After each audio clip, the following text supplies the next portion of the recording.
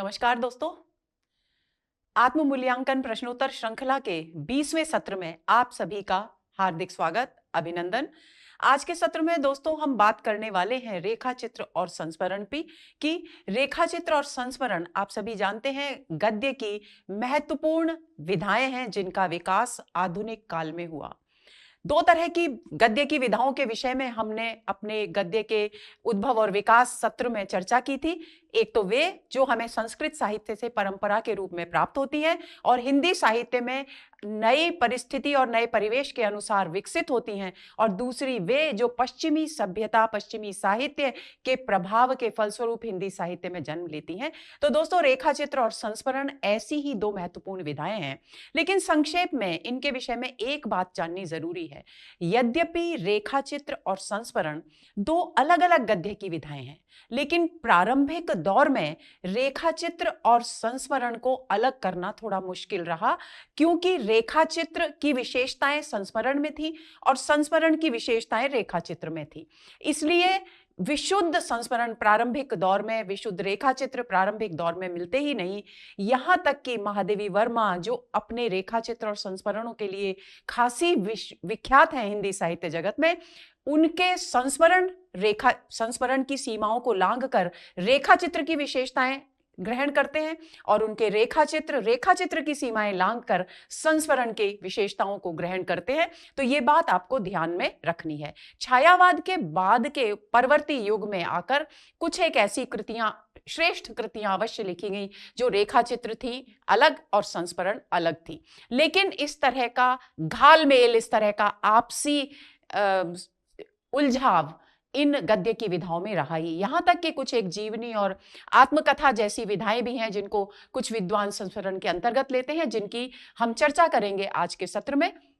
संक्षेप में एक बात बताती हूं दोस्तों कि जब जिस तरह से हम कोई भी चित्रकार चित्र बनाता है तो रेखाओं से एक चित्र बनाता है, फिर उसमें रंग भरता है, उसी तरह से जब कोई साहित्यकार शब्दों के माध्यम से चित्र अंकित करता है और ऐसा अंकित करता है कि पाठक के समक्ष वो पूरा का पूरा दृश्य, घटना या व्यक्ति साकार हो जाए, जीवंत हो जाए, तो वो रेखा चित्र होता है। और संस्मरण जब स्मृतियों पर आधारित कोई भी विषय को, किसी भी व्यक्ति के विषय में या किसी घटना के विषय में अपने भावावेग को अभिव्यक्त करता है कोई भी साहित्यकार, तो वो संस्मरण की श्रेणी में आता है। यानी संस्मरण स्मृति पर आधारित है और वो उसकी महत्वपूर्ण विशेषता है शब्द चित्र होना। ये इस भिन्नता को आप ध्यान में रखेंगे। तो चलिए शुरू करते हैं आज का सत्र। आज के सत्र का सबसे पहला प्रश्न है दोस्तों, रेखा चित्र के विषय में निम्नलिखित में से असंगत कथन छांटिए। ए, हिंदी में रेखा चित्र संस्कृत रेखा चित्रों का विकसित रूप है। बी, प्रारंभिक रेखा चित्रों में संस्मरणात्मकता की प्रधानता है। सी, हिंदी रेखा चित्रों का गद्य की विधा के रूप में वास्तविक विकास छायावाद युग में हुआ। डी, रेखा चित्र किसी भी दृश्य, घटना या व्यक्ति का मर्मस्पर्शी, सजीव एवं प्रभावशाली शब्द चित्र हैं। तो दोस्तों ए विकल्प इस प्रश्न का सही उत्तर है, क्योंकि यही रेखा चित्र के विषय में असंगत कथन है। मैंने सत्र के शुरुआत में ही आपसे चर्चा की कि दो तरह की गद्य की विधाएं विकसित हुई, एक परंपरागत जिन्हें हमने संस्कृत साहित्य से परंपरा के रूप में ग्रहण किया, और एक वे जो आधुनिक हैं, जो पश्चिमी साहित्य के प्रभाव के फलस्वरूप हिंदी साहित्य में विकसित होती हैं। तो रेखा चित्र और संस्मरण उसी तरह की विधाओं के अंतर्गत आती हैं, तो इसलिए यह कथन पूरी तरह से असंगत है। दूसरे बिंदु पर आते हैं, प्रारंभिक रेखा चित्रों में संस्मरणात्मकता की प्रधानता है। बिल्कुल सही है, क्योंकि मैंने आपसे चर्चा की कि प्रारंभिक रेखा चित्र और संस्मरण जो लिखे गए वो इतने आपस में घुले मिले हैं, यानी रेखा चित्रों में संस्मरणों की विशेषताएं मिलती हैं, संस्मरण में रेखा चित्र की विशेषताएं मिलती हैं, यानी जो रेखा चित्र लिखे गए उनमें संस्मरणात्मकता की प्रधानता है। यह कथन बिल्कुल सही है। तीसरा बिंदु है, हिंदी रेखा चित्रों का गद्य की विकास विधा के रूप में वास्तविक विकास छायावाद युग में हुआ। यह कथन बिल्कुल सही है, क्योंकि छायावाद युग में सर्वश्रेष्ठ जो रेखा चित्र और संस्मरण लिखे उनमें महादेवी वर्मा का नाम सबसे ऊपर आता है। भले ही उनके संस्मरणों में रेखा चित्र की विशेषताएं मिले या रेखा चित्रों में संस्मरणात्मकता मिले, वो एक भिन्न बिंदु है, लेकिन उनके रेखा चित्रों ने उत्कर्ष को छुआ, ऊंचाई को छुआ और एक नया कीर्तिमान स्थापित किया, इससे इनकार नहीं किया जा सकता। डीब है, रेखा चित्र किसी भी दृश्य, घटना या व्यक्ति का मर्मस्पर्शी, सजीव एवं प्रभावशाली शब्द चित्र है। ये बात बिल्कुल सही है। मैंने आपको अभी बताया कि रेखा चित्र का अर्थ होता है जब लेखक शब्दों के जरिए किसी भी घटना, किसी भी दृश्य, किसी भी व्यक्ति या किसी वस्तु का ऐसा वर्णन, जीवंत वर्णन प्रस्तुत करता है कि पाठक को लगता है कि मानो वो सारा का सारा दृश्य उसकी आंखों के सामने साकार हो गया हो। तो ये कथन बिल्कुल सही है, यानी आंसर ए इस प्रश्न का सही उत्तर है। यही असंगत कथन है। अगले प्रश्न पर आते हैं। निम्नलिखित में से कौन हिंदी रेखा चित्रों के प्रवर्तक माने गए हैं? भारतेंदु हरिश्चंद्र, महावीर प्रसाद द्विवेदी, पद्म सिंह शर्मा कमलेश, बनारसी दास चतुर्वेदी। तो दोस्तों चारों महान विद्वान हैं, लेकिन क्योंकि हिंदी गद्य की अधिकांश विधाओं के प्रवर्तन का श्रेय भारतेंदु हरिश्चंद्र को जाता है, तो आप बिल्कुल भी कंफ्यूज नहीं होंगे, क्योंकि रेखा चित्र के प्रवर्तन का श्रेय भारतेंदु हरिश्चंद्र को नहीं जाता। भारतेंदु हरिश्चंद्र ने नाटकों को प्रवर्तन किया, निबंध लेखन की शुरुआत की, वो एक अलग बिंदु है। महावीर प्रसाद द्विवेदी का योगदान भाषा के परिष्कार, विकास और व्याकरण संबद्ध करने में ही विशेष रूप से उल्लेखनीय है। लेकिन रेखा चित्र के प्रवर्तन का श्रेय दिया जाता है पद्म सिंह शर्मा कमलेश को। पद्म सिंह शर्मा कमलेश ने 1929 ईस्वी में एक कृति लिखी, पद्म पराग। पद्म पराग में उनके रेखा चित्र और संस्मरणों का संग्रह है, और यहीं से अधिकांश विद्वानों ने संस्मरण और रेखा चित्रों की अबाध परंपरा की उत्पत्ति स्वीकार की है, यानी सूत्रपात स्वीकार किया है। यानी पद्म सिंह शर्मा कमलेश रेखा चित्रों के हिंदी में प्रवर्तक माने जाते हैं। बनारसी दास चतुर्वेदी ने यद्यपि बहुत सुंदर संस्मरण और रेखा चित्र लिखे हैं, लेकिन प्रवर्तन का श्रेय इन्हें नहीं दिया गया है। आगे चलते हैं, यानी इस प्रश्न का सही उत्तर हुआ सी। आगे चलते हैं। बनारसी दास चतुर्वेदी ने प्रमुखतः किस प्रकार के रेखा चित्र लिखे? ए कल्पना प्रधान रेखा चित्र, बी प्रकृति प्रधान रेखा चित्र, सी कलात्मक रेखा चित्र, डी समाज सेवियों, देश सेवियों और साहित्यकारों से संबद्ध संस्मरणात्मक रेखा चित्र। दोस्तों इस प्रश्न का जवाब मैं आपको बताऊं उससे पहले मैं आपको बताना चाहूंगी कि बनारसी दास चतुर्वेदी के व्यक्तित्व को समझना बहुत जरूरी है। बनारसी दास चतुर्वेदी सबसे पहली बात ये कि ऐसे गांधीवादी विचारक थे जो उस समय की राजनीति से में काफी सक्रिय रहे, और इनका जो समय है वो 1892 से 1985 के बीच माना जाता है। ये समय मैं आपको क्यों बता रही हूं, क्योंकि आप ये समझ सकें कि किस समय विशेष में बनारसी दास चतुर्वेदी का उदय हुआ। यानी पूरा स्वतंत्रता संग्राम उन्होंने अपनी आंखों से देखा, उसमें सक्रिय भागीदारी निभाई, और स्वतंत्रता के बाद भी वे कई वर्षों तक जीवित रहे। यानी उन्होंने स्वातंत्र्योत्तर स्थितियां जो थी देश की, उनको भी अपनी आंखों से देखा।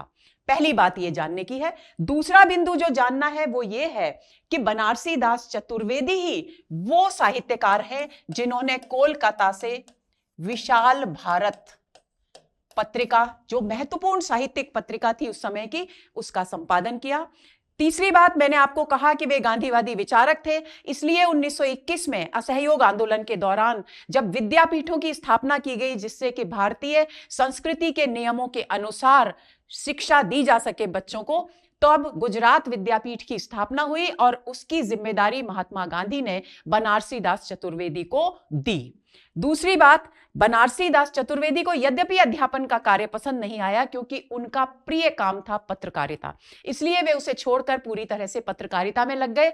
विशाल भारत के साथ साथ युवक और मधुकर, दो पत्रिकाओं का संपादन और उन्होंने किया, लेकिन सबसे ज्यादा योगदान विशाल भारत के क्षेत्र में उनका है, और राज्यसभा के मनोनीत सदस्य रहे। पद्म भूषण से वे सम्मानित किए गए अपने साहित्यिक योगदान के लिए। इतनी सारी बातें आपको ध्यान में रखनी है।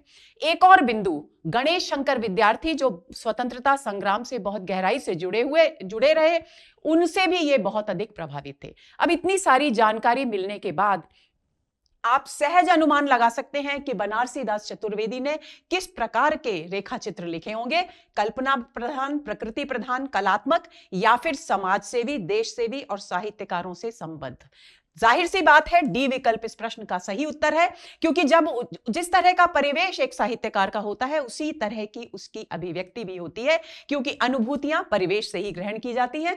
तो समाज सेवी, देश सेवी और साहित्यकारों से संबंधित उन्होंने अपने संस्मरणात्मक रेखा चित्र लिखे। मैंने आपको बताया था कि प्रारंभ में जो भी रेखा चित्र लिखे गए उनमें संस्मरणात्मकता की प्रधानता है। उन रेखा चित्र और संस्मरणों को अलग अलग करना प्रारंभिक दौर में बिल्कुल संभव नहीं है। तो इस बात को, इन दो बिंदुओं को आप ध्यान में रखेंगे। तो इस प्रश्न का सही उत्तर हुआ डी। अगला प्रश्न, निम्नलिखित कृतियों को उनके लेखकों के साथ सुमेलित कीजिए। यहां कृति है, यहां लेखक है। हमारे आराध्य माटी की मूर्तें, बोलती प्रतिमा और पथ के साथी, और यहां दिए गए हैं श्री राम शर्मा, महादेवी वर्मा, रामवृक्ष बेनीपुरी और बनारसी दास चतुर्वेदी। बनारसी दास चतुर्वेदी की इतनी गहरी चर्चा मैं आपको पिछले प्रश्न में कर चुकी हूं। हमारे आराध्य जो कृति है वो है बनारसी दास चतुर्वेदी की।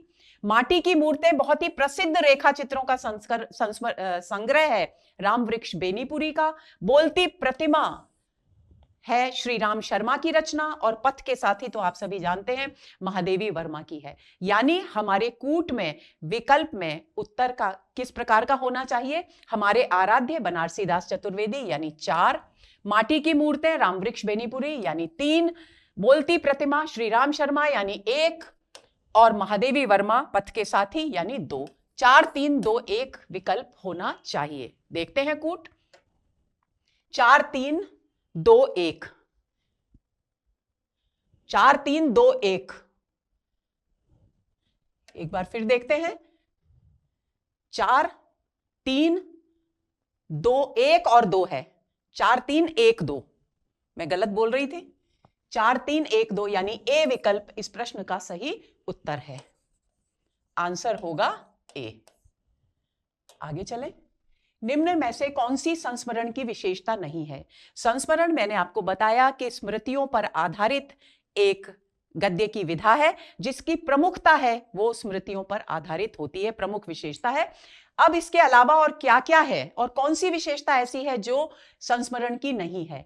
कथात्मकता, काल्पनिकता, स्मृति पर आधारित, जीवन के खंड विशेष का चित्रण। तो दोस्तों बी विकल्प इस प्रश्न का सही उत्तर है। काल्पनिकता संस्मरण की विशेषता नहीं होती। संस्मरण की विशेषता होती है कथात्मकता, यानी कथा में, कहानी में जैसा प्रवाह होता है, जैसी रोचकता होती है, वैसी रोचकता संस्मरण की पहली विशेषता है। स्मृतियों पर आधारित तो विशेषता है ही, लेकिन उसके साथ साथ कथात्मकता का होना भी जरूरी है, क्योंकि संस्मरण यदि नीरस होंगे तो पाठकों को उसमें आनंद नहीं आएगा, उसमें रोचकता का अनुभव नहीं होगा। जीवन के खंड विशेष का चित्रण है, यह भी बहुत ही महत्वपूर्ण विशेषता है संस्मरण की, क्योंकि संस्मरण किसी भी व्यक्ति, जिस भी व्यक्ति से संबंधित है या जिस भी घटना से संबंधित है, उस एक घटना या उस एक व्यक्ति के अपने दृष्टिकोण से किसी एक जीवन के खंड का चित्रण करता है, किसी उसके संपूर्ण जीवन का चित्रण नहीं करता। यदि वो किसी घटना का चित्रण करता है तो उस घटना विशेष का चित्रण करता है। तो खंड विशेष का चित्रण करना संस्मरण की एक बहुत ही महत्वपूर्ण विशेषता है, यानी आंसर क्या हुआ? बी। अगला प्रश्न, प्रारंभ में प्रमुखतः किस प्रकार के संस्मरण लिखे गए? जीवनी परक, आख्यानक, कलात्मक या ऐतिहासिक? दोस्तों ए विकल्प इस प्रश्न का सही उत्तर है। जीवनी परक संस्मरण प्रारंभ में लिखे गए, यानी लेखकों ने, साहित्यकारों ने जिन जिन व्यक्तियों से प्रभाव ग्रहण किया, प्रभावित हुए, उनके जीवन के विषय में उन्होंने लिखा, यानी जीवनी परक संस्मरणों की प्रधानता यहां रही। आंसर हुआ ए। अगला प्रश्न, प्रारंभिक युग में अधिकांश संस्मरण किसके द्वारा लिखे गए? कवियों के द्वारा, समाज सुधारकों के द्वारा, प्रवासी भारतीयों के द्वारा या इतिहासकारों के द्वारा? तो दोस्तों सी विकल्प इस प्रश्न का सही उत्तर है। सबसे महत्वपूर्ण बात यह है कि प्रवासी भारतीयों ने प्रारंभ में सबसे अधिक संस्मरण लिखे। उसका कारण क्या था? पुराने समय में, जबकि आधुनिक काल शुरू ही हुआ था, बहुत कम लोग ऐसे होते थे जो विदेशों में जाकर के रहने लगते थे। जब वो विदेशों में जाते थे तब भी अपने देश, अपने देशवासियों के प्रति उनका प्रेम कम नहीं होता था।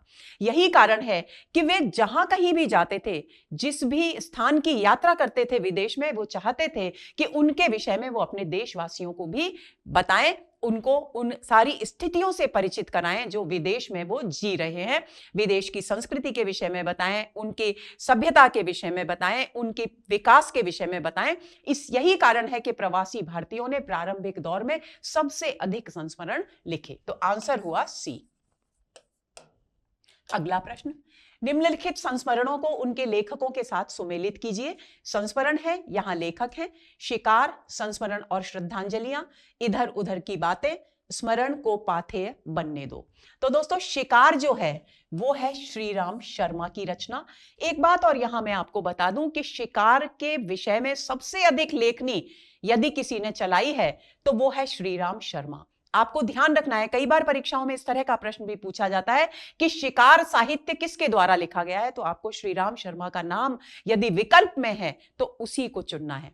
तो शिकार नाम से उन्होंने एक संस्मरण रेखा चित्र संग्रह लिखा है जिसका जो श्री राम शर्मा की कृति है। संस्मरण और श्रद्धांजलियां रामधारी सिंह दिनकर की कृति है।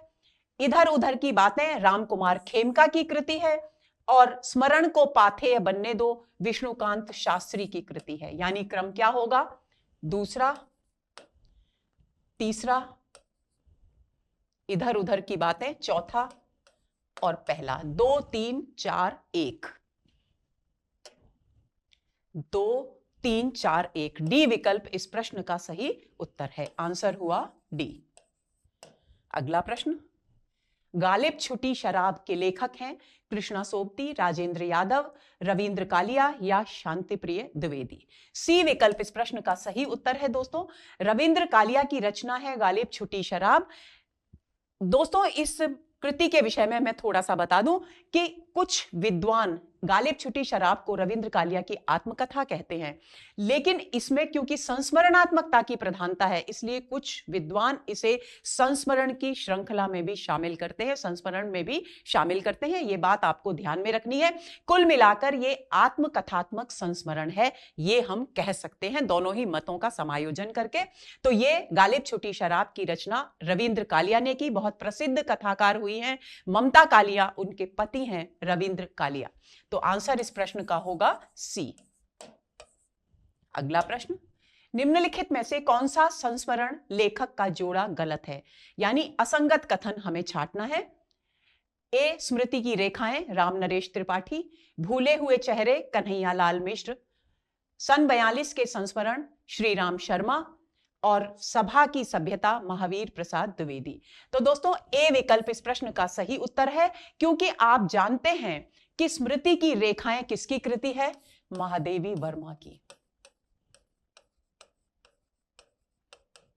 और इस कृति का प्रकाशन वर्ष है 1943। मेरी भरपूर कोशिश है दोस्तों कि जिन रचनाओं के प्रामाणिक प्रकाशन वर्ष मिल जाएं उनके विषय में आपको पूरा बताया जा सके, लेकिन जिनके नहीं मिलते प्रामाणिक उनकी चर्चा मैं आपसे करती ही नहीं।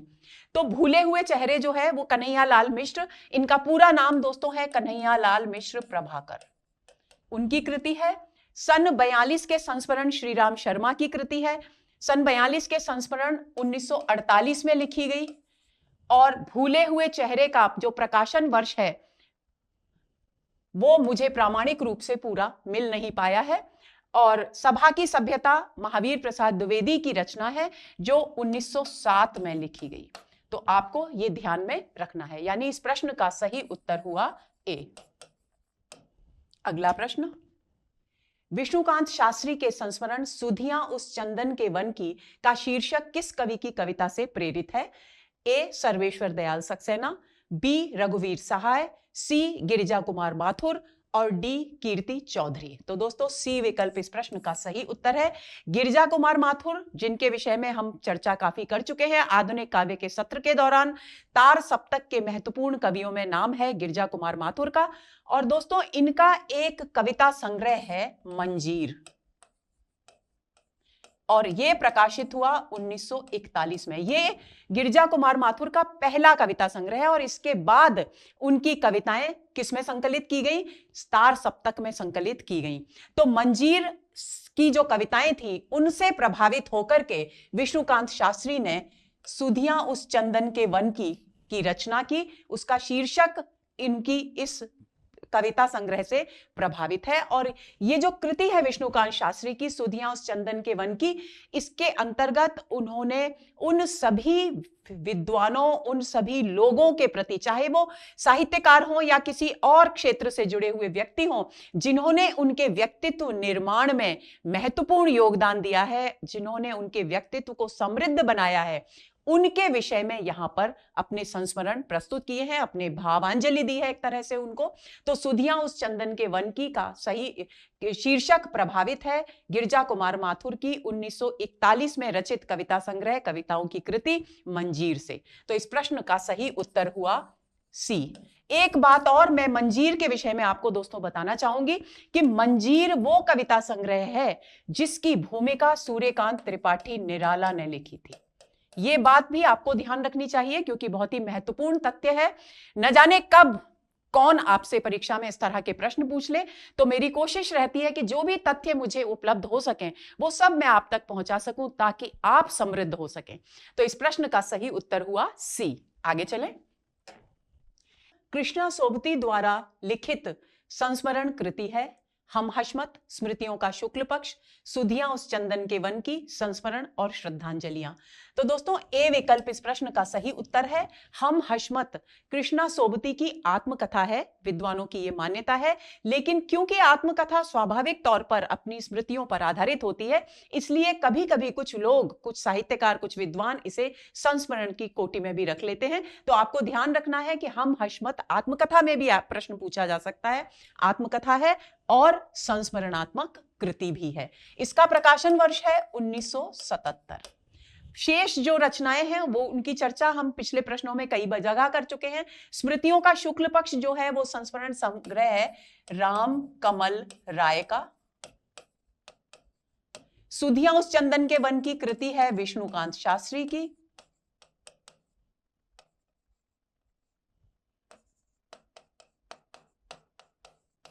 और संस्मरण और श्रद्धांजलियां दिनकर जी की, रामधारी सिंह दिनकर की कृति है। तो इस प्रश्न का सही उत्तर हुआ ए। अगले प्रश्न पर आते हैं। अगला प्रश्न है दोस्तों महावीर प्रसाद द्विवेदी द्वारा रचित संस्मरण नहीं है। ए अनुमोदन का अंत, बी इधर उधर की बातें, सी सभा की सभ्यता, डी विज्ञानाचार्य वसु का विज्ञान मंदिर। तो दोस्तों बी विकल्प इस प्रश्न का सही उत्तर है। शेष तीनों संस्मरण महावीर प्रसाद द्विवेदी के द्वारा लिखे गए हैं। अनुमोदन का अंत, सभा की सभ्यता, विज्ञानाचार्य वसु का विज्ञान मंदिर। लेकिन सिर्फ इधर उधर की बातें संस्मरण उनका नहीं है, बल्कि राम कुमार खेमका का संस्मरण है। काफी पूछा जाता है परीक्षाओं में, तो आप ध्यान रखेंगे। अब ये जो डी विकल्प में नाम है दोस्तों विज्ञानाचार्य वसु का विज्ञान मंदिर, इसकी चर्चा मैं थोड़ी सी आपके साथ करना चाहूंगी क्योंकि इसके विषय में कुछ एक महत्वपूर्ण तथ्य मुझे प्राप्त हुए। दोस्तों ये विज्ञानाचार्य वसु का विज्ञान मंदिर हमारे यहां भारत के एक वैज्ञानिक हुए हैं जगदीश चंद्र बोस।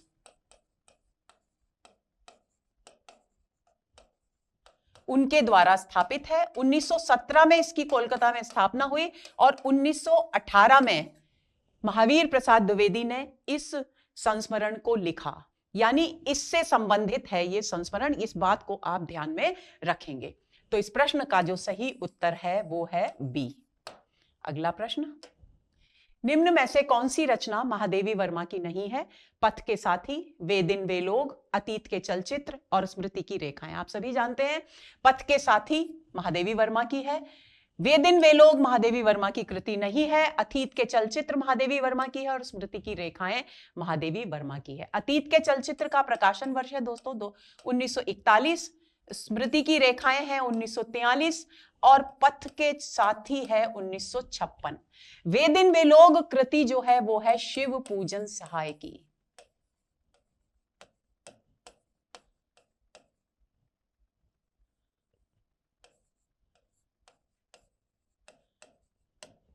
यानी इस प्रश्न का सही उत्तर है बी। अगले प्रश्न पर आते हैं। प्रकाशन वर्ष के अनुसार निम्नलिखित संस्मरण कृतियों का सही अनुक्रम क्या है? पहला है स्मृतिकण, लीक अलीक, वन तुलसी की गंध, हम हशमत। हम हशमत स्मृतिकर्ण लीक अलीक वन तुलसी की गंध। सी विकल्प है वन तुलसी की गंध लीक अलीक स्मृतिकर्ण हम हशमत। और डी है स्मृतिकर्ण हम हशमत लीक अलीक वन तुलसी की गंध। तो दोस्तों डी विकल्प इस प्रश्न का सही उत्तर है, क्योंकि स्मृतिकर्ण जो संस्मरण है वो लिखा गया है पहली बात तो सेठ गोविंद दास के द्वारा, और इसका प्रकाशन वर्ष है 1959। हम हशमत की चर्चा हम कई प्रश्नों में कर चुके हैं, कृष्णा सोबती की रचना है और इसका प्रकाशन वर्ष भी मैं बता चुकी हूं 1977 है। लीक अलीक भारत भूषण अग्रवाल की कृति है।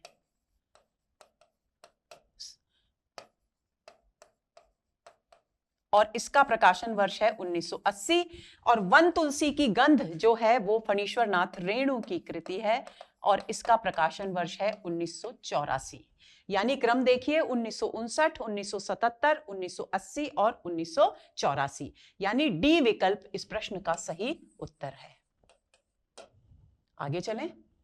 16वां प्रश्न, आचार्य हजारी प्रसाद द्विवेदी को केंद्र में रखकर लिखी गई पुस्तक व्योमकेश दरवेश के लेखक हैं राजदेव सिंह, केदारनाथ सिंह, विश्वनाथ त्रिपाठी और रमेश कुंतल मेघ।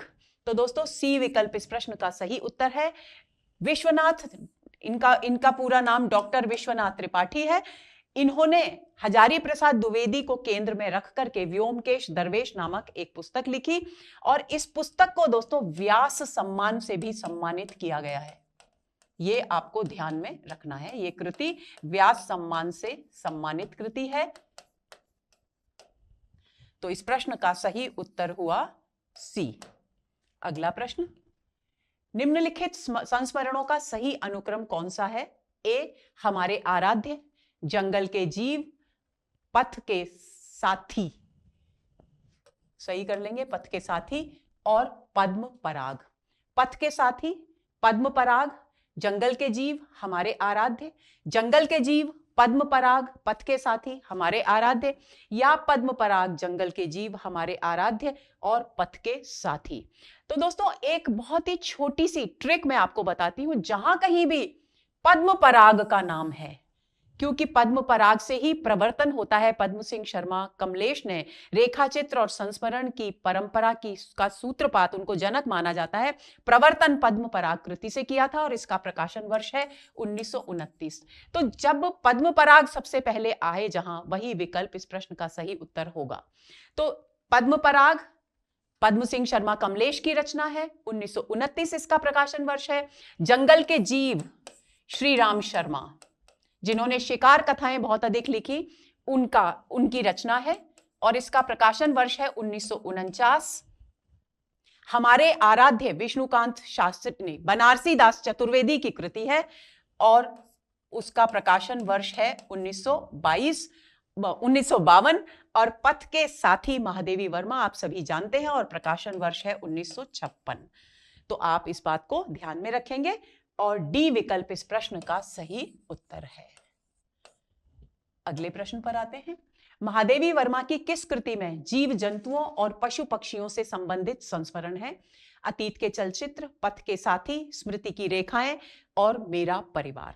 तो दोस्तों डी विकल्प इस प्रश्न का सही उत्तर है। मेरा परिवार जो कृति है महादेवी वर्मा की, उसमें उन्होंने जीव जंतुओं और पशु पक्षियों से संबंधित अपने संस्मरण प्रस्तुत किए हैं, संकलित किए हैं और इसका प्रकाशन वर्ष है 1977।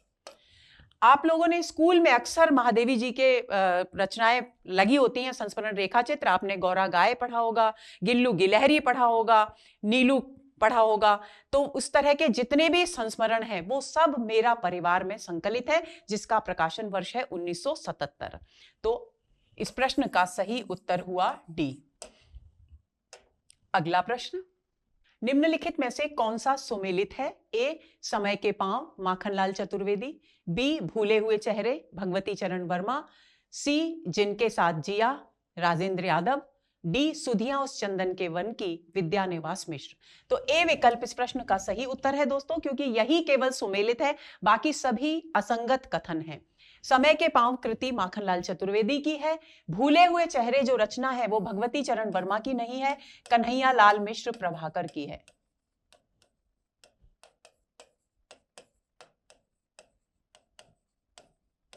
जिनके साथ जिया ये राजेंद्र यादव की नहीं है बल्कि अमृतलाल नागर की कृति है। और सुधिया उस चंदन के वन की विद्यानिवास मिश्र की नहीं बल्कि विष्णुकांत शास्त्री की कृति है।